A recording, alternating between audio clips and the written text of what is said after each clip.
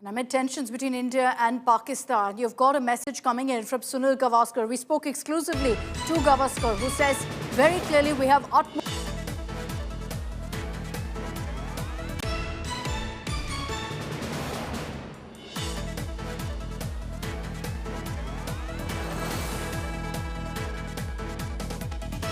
maintains there's no impact on the IPL as of now. Here's an excerpt of the conversation we had with Gavaskar.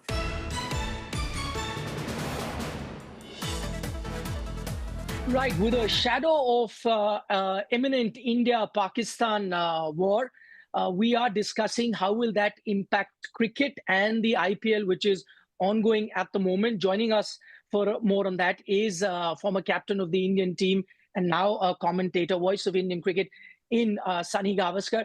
Sahibhai, after the notices that we've got and the advisory that has come from the central government for states to follow a protocol, have a lights out drill, it seems, military action is imminent. How do you feel this, if it was to be what we're expecting it is to be, how do you think it is going to impact the IPL, which is ongoing at the moment? Well, at the moment, till something happens, I don't think it'll impact the IPL. Yes, in the evening where the match is being played, there will be, of course, when there will be perhaps the lights off drill in the city. Then I think that could be a little bit of a concern. But as of now, I don't see the drills really affecting the IPL. We were reading a bit of news report on that. It's the first time something like this has been advised to state governments after 1971. Do you have any memories of those years?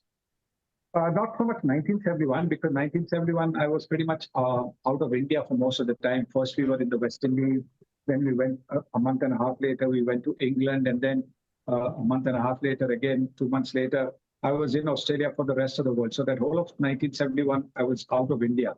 And when the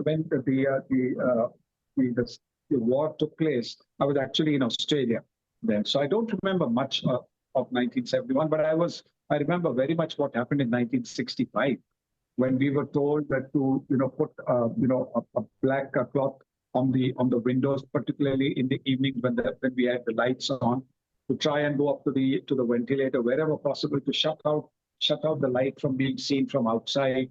So that's what we were told. And when the siren came on, we were told to try and get to the basement. We didn't have any shelter, underground shelter, anything of the sort. But whichever society, whichever building had a basement, we were advised to go down there. For a little while, really, it was no more than 10 minutes or so, and then we would 10, 15 minutes, and then we would be back up in our houses. So anyway, the situation that the two countries find themselves in, one can't fathom any sort of cricket between the two in a scenario that is there at the moment. You spoke about the Asia Cup the other day. Maybe you said have a tri-series or a quadrangular series instead of an Asia Cup without Pakistan. The other thing that comes to your mind is right after the Asia Cup is also the ICC tournament in a Women's World Cup. Do you see a scenario where India and Pakistan can play even in an ICC tournament, even though it will be played in a neutral venue, as we already know, in times that we are at the moment? Can you even envision an India-Pakistan game at all? Well, that's some months away. So, you never know what happens. Things can get better.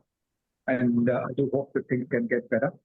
But till then, I think it's very difficult to say. At the moment, if you were to ask me next week, I don't think, India and Pakistan could have played next week.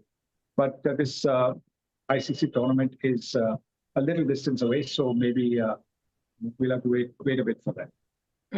Finally, Sahibhai, as a prominent citizen of the country, what would be your message to your countrymen ahead of what is turning into a hostile situation between two nuclear powers at the moment? Well, I just have a message for our armed forces, the Army, Navy, Air Force, that we have the utmost faith and trust in you. All these years, we've been sleeping peacefully only because of how you are guarding our borders and how you're guarding our interiors as well. And I just want to thank you from the bottom of my heart for that. And even now, when everybody is maybe just a little tense, we still have the utmost faith and trust in you. Wish you all the best in whatever you are doing and continue to do. God bless you. And to fellow citizens, I will just say that, this is the time that all of us have to come together. We've got to forget all our little petty differences that we might have, petty, misconceptions that we might have, and just get together and just get behind our army and our government.